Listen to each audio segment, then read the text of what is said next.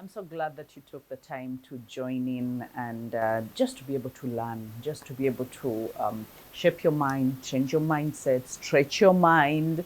And that is where growth happens. Growth never happens when we are comfortable doing the things that we are used to doing and then just not doing the things that we used to do, giving up on life.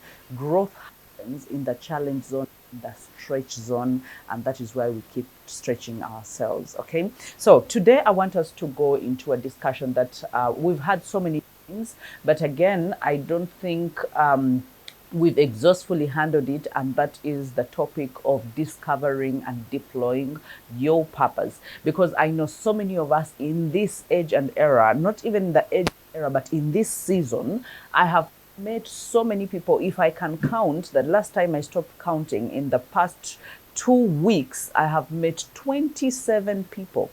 27 people that are in a moment where they don't know exactly where their lives are going. They know they are tired of the old. They are tired of the kind of lives they have been living. And it's not the bad lives. They've not been living bad lives. These are executives. These are, prominent marketeers. These are people that are shifting waves in their industry. These are media personalities. These are mothers, employers, founders of companies. But for some reason, they feel like, you know what, there's something that is missing. Something is missing. I can place my hand on it.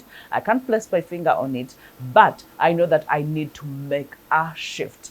And I usually take them through, we go through a lot, but one of the things that I take them through is being able to find their purpose. Now, I just want to give not a preamble, but the background of why, not even finding purpose, but discovering purpose, because purpose is discovered, okay? And if you can understand the background of discovering your purpose, then it's going to give you so much knowledge, so much capability, so much, it's going to expand your potential, and you're going to find yourself doing things that are so much more than you are supposed to be. Because if you can find the missing link, all our fulfillment, because in all these people that have been meeting, the crucial part that is missing is the fulfillment.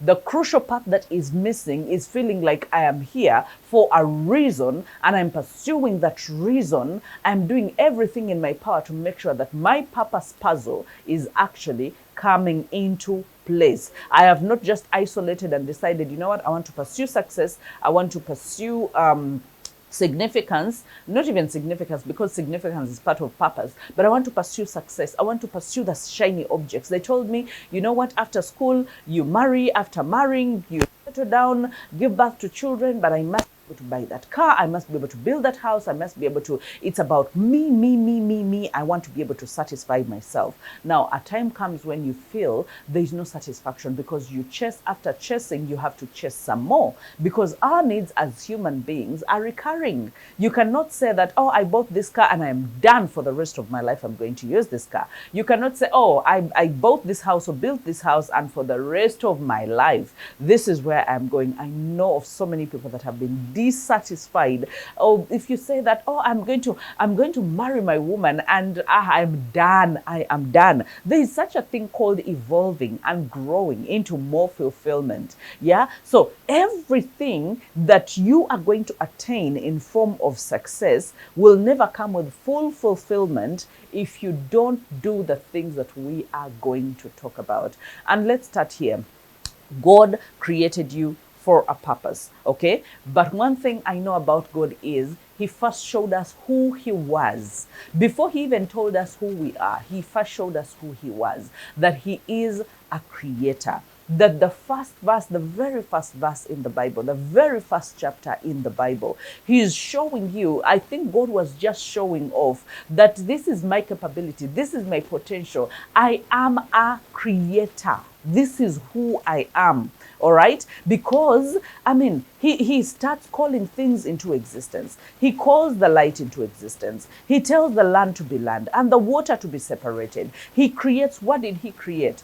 He created, number one, he created the creation. The creation, which is, I mean, the sea, the light, the moon, the everything, as in they are the creation. Okay, and God says that it is beautiful. His creation was beautiful. Number two, he created the creatures, yeah, the crawling creatures, the animals, as in everything that was supposed to be created, that was supposed to live on earth, okay, in form of animals, in form of birds, he created the creatures. But a human being was not a creature. So when he created the creation, he should have said, I am done. I mean, I have created the creation, and the creation looks beautiful. The stars are shining, and the moon is shining, and the sun, and everything was in its place, and it looked nice. But he went on and said, there has to be things that inhabit this creation. And so let me create the creatures. But he didn't say, okay, I've created the creatures, and oh my God, the elephants, look at them. They are so beautiful. And then the snakes, and then the birds of the air, and then the crawling animals. And he's like, yeah, that is it. No. He went ahead and said that let us create man. And I want us to understand it very carefully, because when it comes to the other things he called them into existence. He said, let there be light. He said, let the creatures spring forth from the waters. Let this and this. So he commanded, and things came into existence. When he comes to man, however, because man is special, you are special, and you are, before I even get to that part, you are so special that he had to say to the Trinity that let us create man in our own image. Now, what image is he talking about? He's talking about the image of a creator, that he is a creator. So he is forming man in his own image. And the Bible says that man and woman were created in the image of God. That means they have power. They have the capacity to create just like the creator. So now he has created the creation, he has created the creatures, and now he has the creator, who is a man. Now, if you understand that you are a creator, then you know you have power that surpasses animals, that surpasses creation. That means he said that let's create man that he will have dominion over everything, dominion over the oceans, over the seas, over the birds, over the creation, over everything, dominion. That means he gave you the brain. Look at the creatures. The creatures are who or what they are supposed to be. There is nothing like evolving. A cat evolves into what? A donkey evolves into what? An elephant evolves into what? It is born an elephant and it dies an elephant. And there is going to create, no. It just eats and sleeps and eats and sleeps. The best it can do is to give birth to a fellow elephant. That is all. It does not have the power to create. So a cat does what it did the first time it appeared on earth. So does an elephant. So does a lion. So does every bird and every reptile and every crawling creature. So that means there is an exception. That when God said, let's create man, a man in after our own likeness, in our own image, a man and a woman were created to have dominion over everything. That means a man has the thinking capacity, the brain, and the brain that can do so much more than we have ever even imagined or even understood. So that means, you can be anything. You can be anything if you decide. So what does creation look like when it comes to us as human beings? What does creation look like? Because we must be able, when we know and discover that, by the way, part of my purpose on earth is to be a creator, what exactly, or what does creation exactly take? Number one, for you to be able to create anything, think about anything that you can ever create. That means you have to have the intention, because God had the intention. The intention of, I want the world to look like this. And so he called forth everything. And when he got to man, he said, let us make a man in our own likeness. He had that intention to create. But the thing is, When he decided to create, there was a void. So that means it was more like there has to be a disruption. A disruption. Whenever you create, whenever you have an intention to do something, there will always be a disruption. But again, that does disruption mean that you're just going to stop?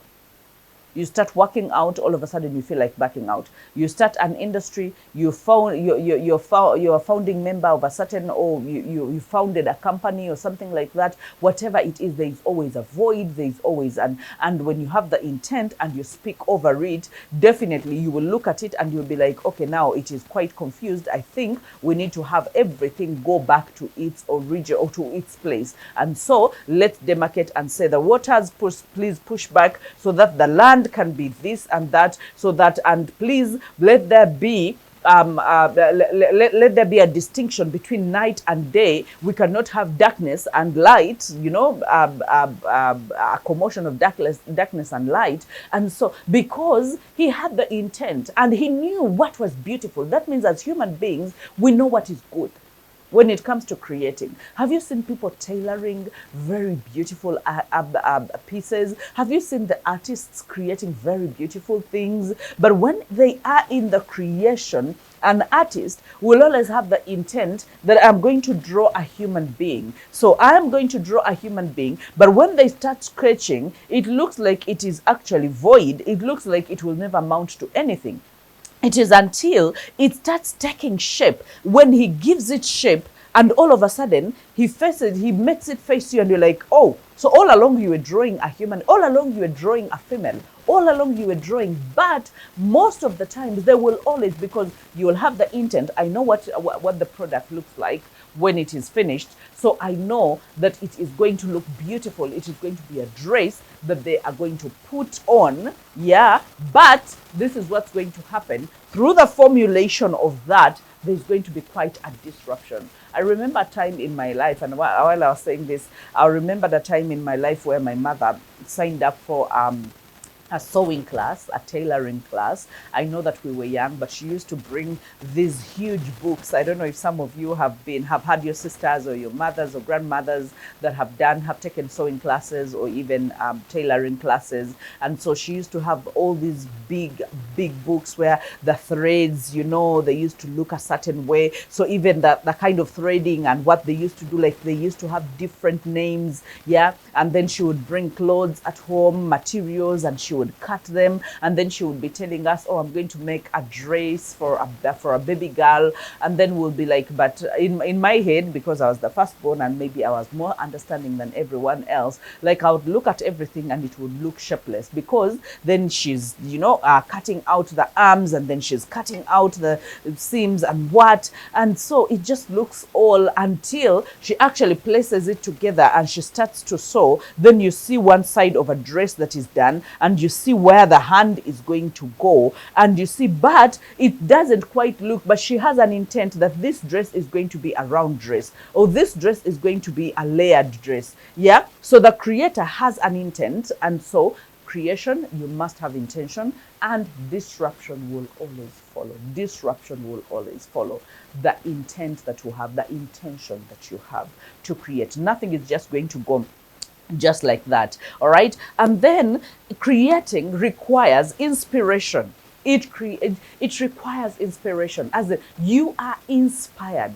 You are inspired when you say that it is good, when he breathes on it. Yeah. When everything has life all of a sudden, and he looks at it and it's beautiful. It is beautiful. So creation requires that you actually have an inspiration, and creation requires that there is actually an illumination, that there is, everything comes into a grand kind of lighting and being seen and being exposed. And so you're like, okay, so this is what I'm going to do, and this is not, I'm not going to do this. There has to be something that illuminates the way. That means, you constantly need the feedback. You constantly need to be refining. You constantly need to be making it better. You need to be able to get to a place. Have you seen people that make these sculpts, and they even, some of them even do saliva, and some of them do even water, but they are making it nice. They are carving it to be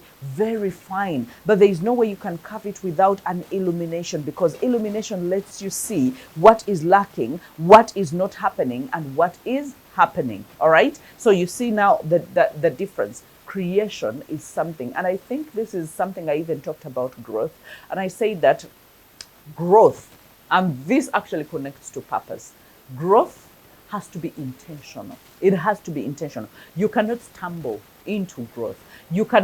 Growth cannot just happen. The growth of the years, the age, that happens automatically because God knows that you're going to be tall, that you're going to be, years are going to be piling after another, but the personal development, the growth for you to be useful, the growth that yields into purpose, the growth that yields into the kind of DNA that you have as a creator has to be intentional. What skill set am I going to go for? Who is going to mentor me? What am I going to read? Exactly. What kind of arena, what niche am I seeking? I need to discover where exactly I fall. That is very intentional. And then number two, the growth must be useful. You cannot say, I am growing. It's like purpose. Purpose is actually use. If in simple terms, purpose is use. That you are a bowl and a bowl is supposed to keep water. That you are a spoon and a spoon is supposed to, to be used for soup. That you are a fork and a fork is supposed to be used in eating, in fetching food and eating it. So that means your growth must be intentional, it must be useful, and it must be continuous. So even the journey of discovering our purpose and deploying our purpose, discovering, developing, and deploying our purpose. Those are three segments, very crucial segments. Discovering, developing, and deploying our purpose. It must contain continuity. It cannot stop at any moment. It has to be, the discovering is a continuous process. The developing is a continuous process. The deploying is a continuous process because we keep making it better. When I discovered my purpose, that I am supposed to help other people discover their purpose, that I'm supposed to help other people develop their purpose, that I'm supposed to help other people deploy. Do you understand that actually my use on earth, my purpose on earth is actually those three things? To help you discover your purpose, develop your purpose, and deploy your purpose. So you realize everything you do on this earth is wrapped up in discovering your purpose. And if you have discovered your purpose, that means you must be able to fulfill the layers that we are talking about. The spiritual layer of purpose, which is pleasing God. And if you read Ephesians 2:10, it says that before I formed you in the womb, I knew you. Yeah, that is Jeremiah. That is actually Jeremiah. But we are created for we are his workmanship, and we are created to please God. We are created to serve in the image of God, to serve God and to serve his people. So you realize that that is all wrapped up in pleasing God, because what we are doing is unto God, unto his people, the service of his people. And that is after we know that he has the good plans for us. He knew us and why he actually created us. So you realize that he does not create a man just like he calls forth any other creature or any other sea animal or any other creation, which is like, oh, let there be light. He said, let us. That means he first composed himself and was like, let us create man in our own image. Our own image being a creator, and that is having purpose on earth. All right, so we have the spiritual, and then we have the special purpose. Now, the special purpose is your unique assignment. We are all unique. We are all unique. The things that touch you, they do not touch me. But the things that touch me as well, it's possible that they don't touch you. That is why everyone is contributing, and the world is beautiful. When you look at the people in tech, I could never have been in tech. Like, I am not the kind who would love algorithms and calculations, and that would be a waste of my time. But I'm in the teaching and training and equipping people, and guess what? That consumes, I think, 24 hours of my day. I am always thinking. I live for three things. Number one, obedience to God. When God tells me, don't do that or do that, believe me, God above everyone else. Obedience to God, serving his people. And the third is living an abundant life. Yeah, so you realize that I also have my own things, just like the ones that are in creative industries, the ones that are in as in everyone is doing, and you're like, oh my God, everyone has actually a beautiful thing that they're doing, the unique assignment that we are all doing. To each is given the manifestation of the Spirit for the common good. To each is given the manifestation of the Spirit for the common good. That is Corinthians 12. And it says that your gift will make room for you. That is Proverbs 16. Your gift will make room for you. That means you must be able to create value for other people, because people recognize value when they see value. And I don't want to start about the value system, and why I've taught about that sometime. You can look it up, but you realize that there are so many things that we can be able we can be able to do in the value system. Yeah. And then we have the value levels as well. Yeah, the value levels. And when we talked about the value levels, actually, let me just talk about this. I'm not going to talk about how people perceive value, because that's going to take us too long. But let me talk about the value levels. We've talked about this, the entry level being like the muscular, where you are working so hard, at the implementation level. We have talked about that. So after the implementation level, you go to the unification level. Yeah, the unification level is more like the managerial level. Now you're no longer the implementer, you are supervising the implementer. The implementer is earning less money, average money, I would say, but less money. The unification, the managers are earning average money. Yeah. Now we go to the level of communication. The level of communication is where someone starts deciding that, you know what, this is the much that I want to earn. So you realize that even there are layers of value. Yeah, there are layers of value, because we are supposed to create, in the special purpose, we are supposed to create value. And people realize value.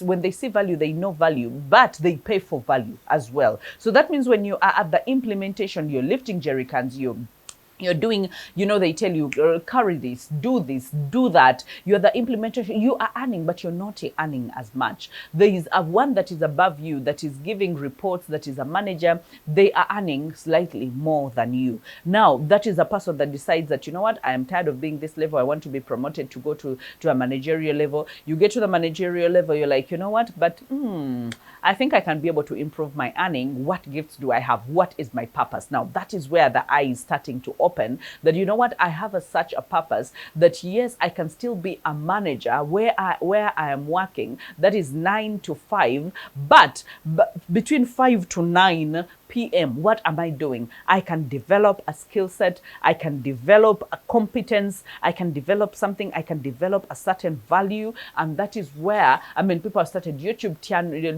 channels. People have started shows. People have become media personalities. People have become, as in whatever it is there, it is, as in you carry on your passion. People have gone into music, yeah? People have gone into so many things, art. People have gone into film. People have gone into so many things. But you realize that now they have gone to a better level of earning. People have turned into influencers. People have turned into consultants. This is where I help people to go from just implementation to managerial, which is unification, and then they find their purpose, or they discover their purpose, they develop their purpose, and then they deploy their purpose in communication. Now, in communication, you determine how much you actually want to earn. Just like a musician, be like, I'll release this number of songs, I'm going to push my brand, I'm going to be a creator. You realize I'm going to be a creator. I'm not just going to base on what other people are telling me, but I'm going to discover my own purpose,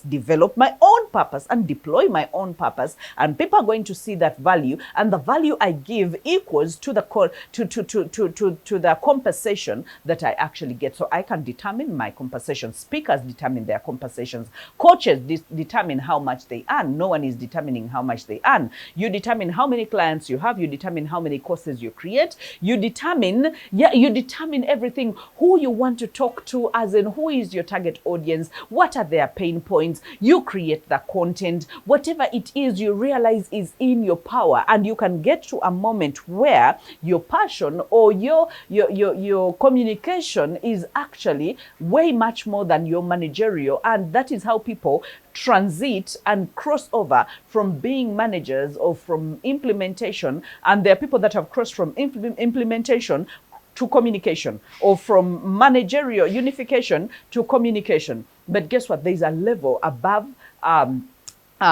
communication, and that is imagination. There are some of us that earn from imagination, all right? And it's not like we're not putting in too much energy, because a speaker must be somewhere speaking in order for them to earn. A singer must be somewhere singing in order for them to earn.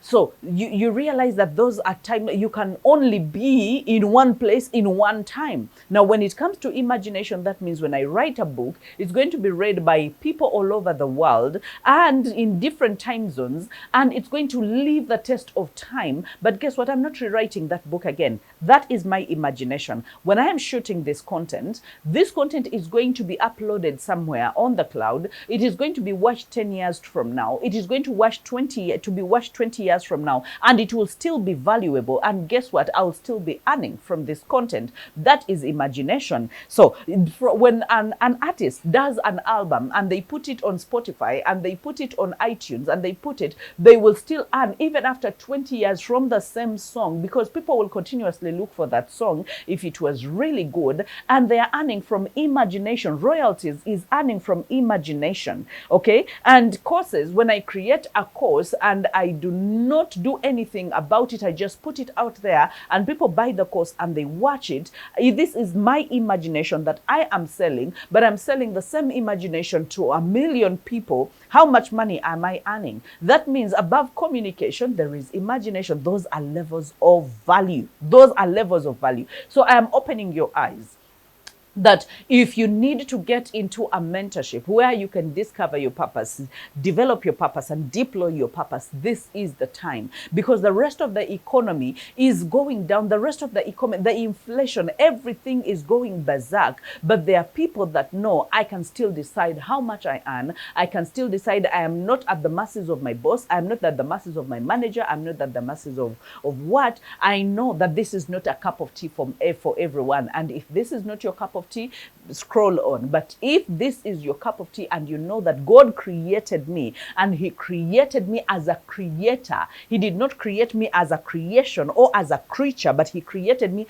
as a creator, that means I have so much potential. I can be anything that I want to be. Let me take my journey of becoming. You can either decide to join the 100 days of becoming, or you can join accelerated mentorship, where you can become a professional speaker, a coach, a consultant, and you can learn to create content. You can learn digital marketing, how to position your brand, how to build a brand that is unforgettable and very profitable, how to build a business, and how to transform your mindset, how to develop your confidence. We do all that in accelerated mentorship. But you realize that's what creates the shift between the implementation, the unification, and the loop into the communication. And guess what? You loop into the imagination, and you decide to say that, you know what, let me live in the category God created me to live in, and that is the creator category. Some of us have disappointed God, and not really disappointing because his mercies endures forever,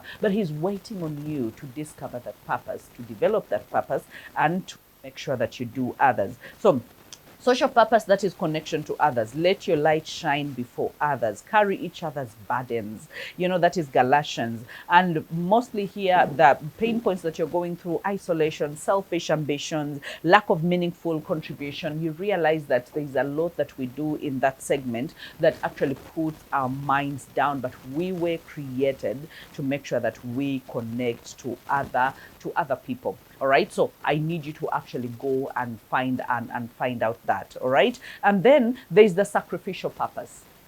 Sacrificial purpose is the contribution. It is the cost of obedience. When God tells you, go and do this, and you go and do it because you have to contribute to serve other people, all right? And you're not serving yourself. You're not just looking at yourself. Unless a grain of wheat falls and dies in the ground, it can never multiply itself. Offer your bodies as living sacrifices, as living sacrifices. That is what that God did with Jesus. And he said that, you know what?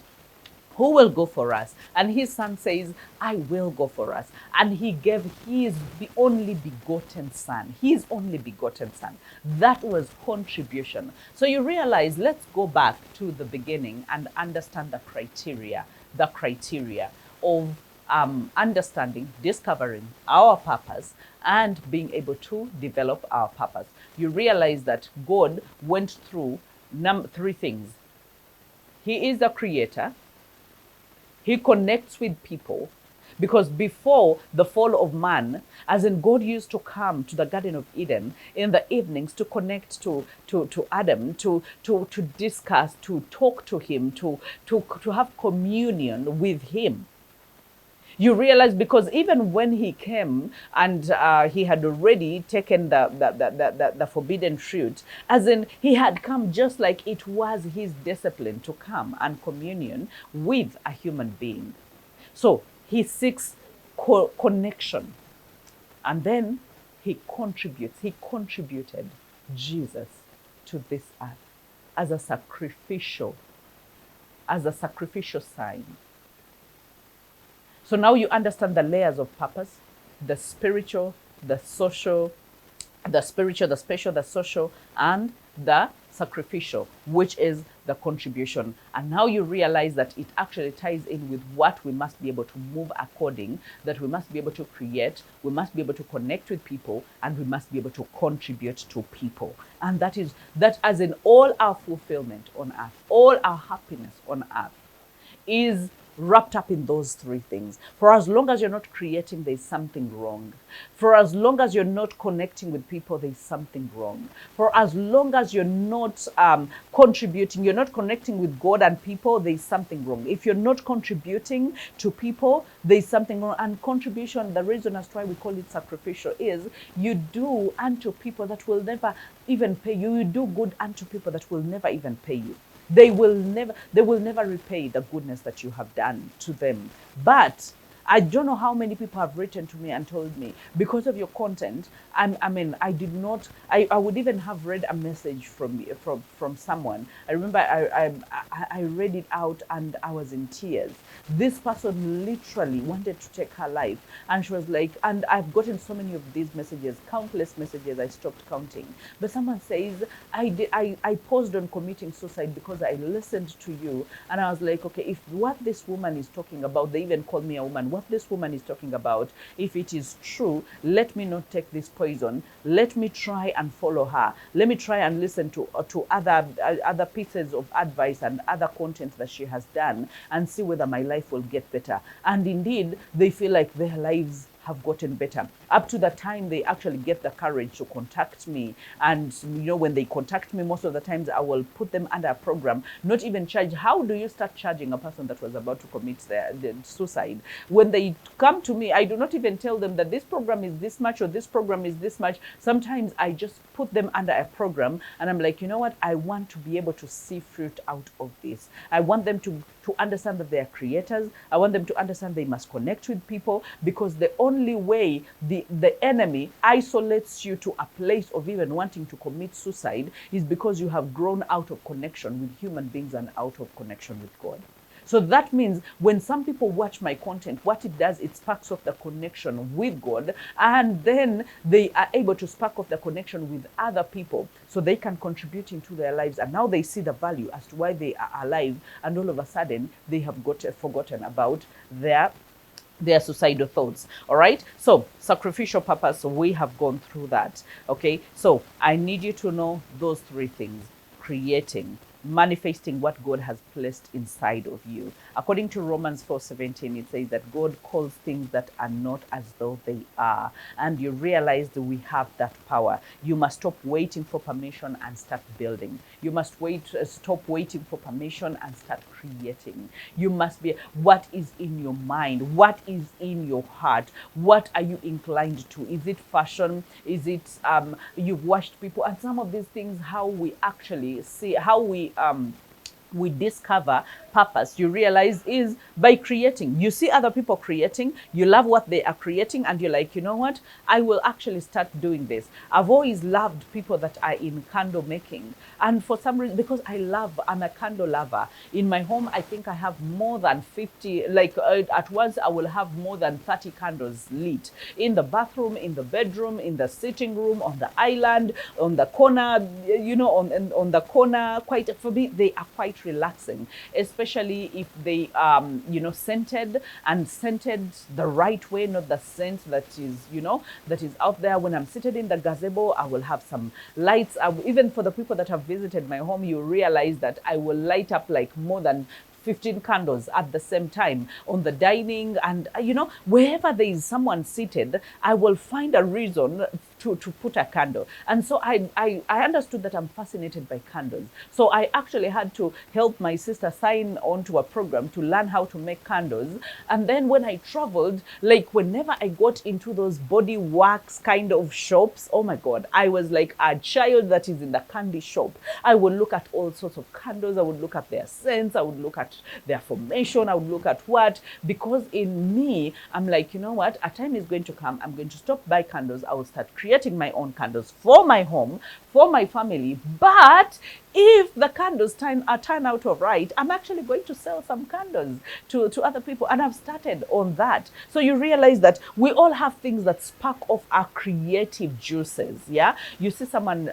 tailoring, you see someone speaking, you see someone coaching. There are people that have looked at me and they have signed up for the program and they're like, I just want to be like you. I want to speak like you. I want to have confidence like you. I want to make impact like you. I want to write books like you. And I'm like, you know what? Come on. I will empty myself into you, and believe me, you have the chance to even become better than me, because no one mentored me into who I am. I stumbled into things. It was an accident of finding myself going for IT and all of a sudden getting into business, and you know, and then going back for counseling and guidance, and deciding I love human relationships, and deciding I love developing people's talents. And so after 15 years, here I am. We can break that down. We can collapse it into less than a year, and you will be good to go, and you'll be good to be a global speaker, and to influence people, and to change people's lives, and to help them to get better. So you realize that if you want to create, you have to create. There is no other way. You can't wish yourself into creating. You can't sleep yourself into creating. You have to create. It's like creating content. It's like, whatever it is that we need to create, we must be able to create it. Connection, relationship with God and others. John 15:5 says, apart from me, you can do nothing. Like as in, we must be deeply rooted in God in order to do what he wants. And then Ecclesiastes 4:9 says that two are better than one. You realize, for the same reason, a man will leave his family and cling to his and go to and get and marry a woman, and a woman will leave her family and all of a sudden start their own families. We meet brothers that stick closer than we meet friends that stick closer than brothers, and then we network, and then we learn from other people, and then we see what other people and how they handle their businesses. There is a lot to learn from fellow human beings. You cannot just isolate yourself and say, for me, I am enough. For me, I am done. For me, no. You are not, okay? You are not. You need to learn the art of collaboration, the art of effective communication, the art of networking, the art of introducing yourself to other people, and the art of pitching yourself to other people and your ideas, yeah? Because you deserve it. You deserve it. You can create that connection, and that connection can yield so much, okay? So here, purpose is not isolation. It's partnership with heaven and with people. If you can know that and understand that purpose is not isolation, it is not about being alone, it's not about you doing it alone, it's not about you running a solo journey. It is about partnership with God, partnership with heaven, partnership with the Holy Spirit, partnership with His people. There are people that are exceptional. There are people that are going to call out very beautiful ideas out of you. There are people that are just going to be cheerleaders of your dreams. There are people that are also going to betray you into your dreams. Oh my God. They are going to betray you into your dreams. There are people that are going to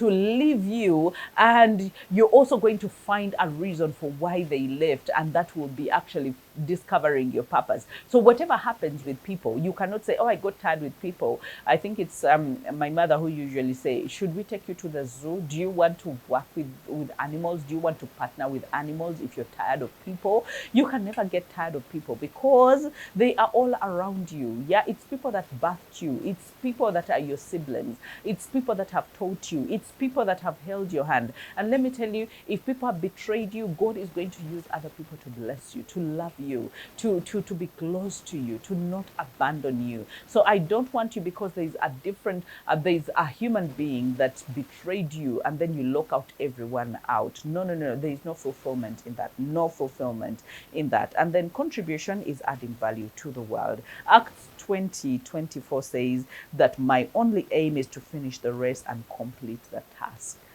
My only aim is to complete the race and finish the task. Matthew 25 says, and that is the parable of talents. And I think you've seen how it actually went down. And when this particular person or servant was like, I know that you reap from where you didn't actually sow. That means there was no value. Yeah, he didn't multiply. He didn't, because value multiplies. Value makes better. Value increases. Value adds. Yeah, value is like a fruitfulness of some sorts. Okay, so contribution, that is adding value to people. The world is waiting for what God has put inside of you. There is a lot that God has put inside of you. There is a knowledge, there is a wisdom, there is a passion, there is a calling, there is an anointing that has been placed inside of you. And until you say, yes, God, until you say, I want to be obedient to you, I want to serve your people, I want to create. I know that it's hard. The things that I'm talking about are actually hard.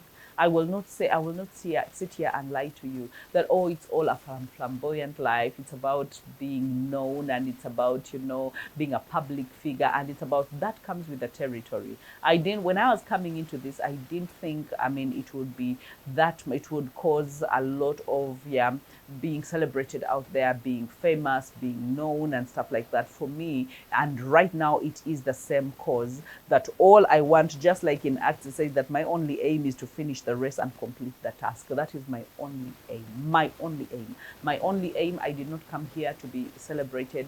I did not, even when it comes with the territory, I do not let it get to my head. Even if you tell me how good I was and, oh my God, you changed my life, and oh God, I'm like, you know what? I must stay connected. I must stay connected, plugged into God, the source, the one that who starts and finishes my faith. I need to stay plugged in, because on my own, I am nothing. And that we have talked about in John 15:5, that apart from me, you can do nothing. Apart from me, you can do nothing. Me and God are the majority. And so if I stay plugged in, and I cannot stay plugged in with pride, I must be able to humble myself under the mighty hand of God, that in due season, in His timing, not in my timing, that He will exalt me, He will uplift me. Yeah. And so if I want to continuously serve you, if I want to continuously make sense, if I want to continuously be relevant,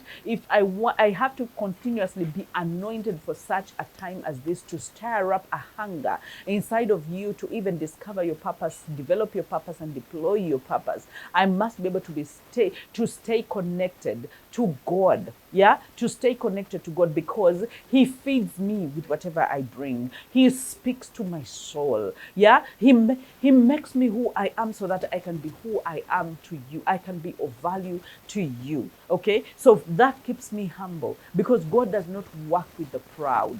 He does not. He says He resists the proud.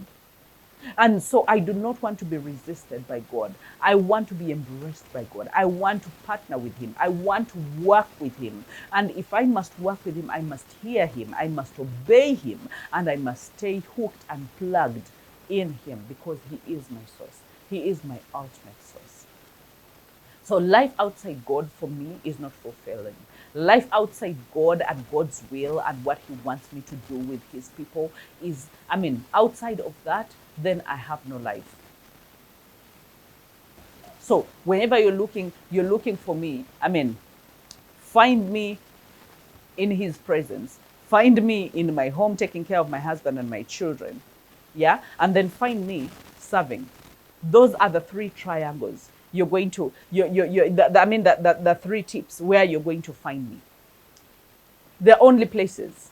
Yeah?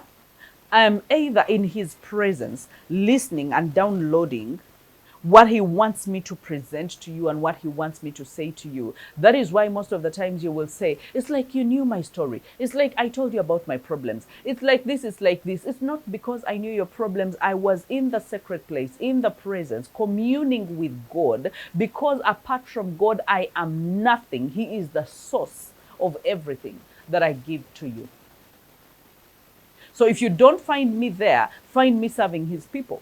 I'm always on the move, speaking to different churches, speaking to different, organizations, speaking to his people. Even here, I am speaking to you. Find me serving his people. I'm either in his presence, I'm either serving his people, or I'm loving on my husband and on my children and taking care of my family. Those are the only three places you are going to find me. Why? Because I know what it means to, number one, be a creator, number two, stay connected, and number three, contribute with everything that I need to be able to contribute.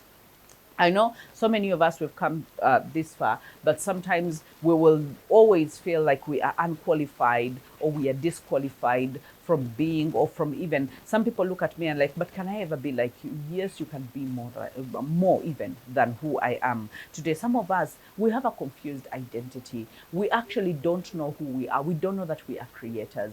We don't know that we are co-creators with God. We don't know that we have this value inside of us, the special value. We don't know that we can decide to go from implementation to unification, and then to communication, and then to imagination. We actually don't know these things. We don't know that we have so much value that we have to give to people. So we stay in a confused kind of identity. And then some of us are very stuck in survival modes instead of significance.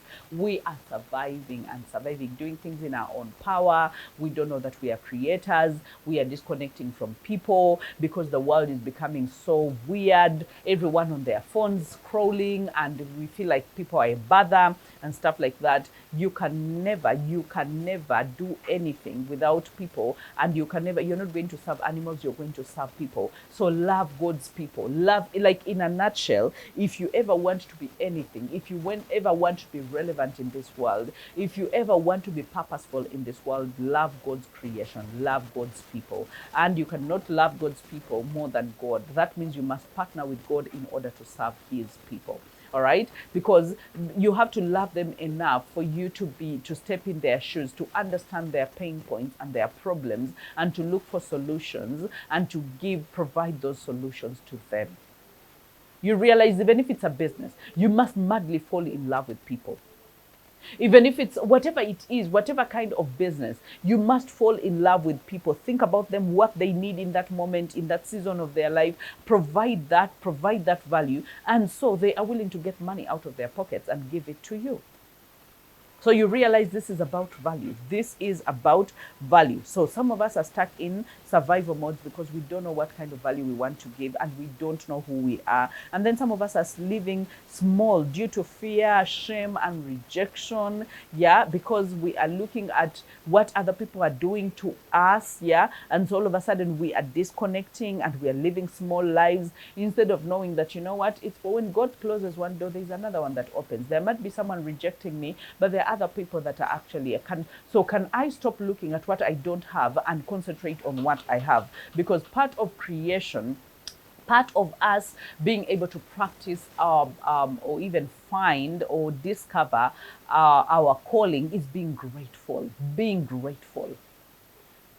being grateful for who we are, grateful about where we are, what we have.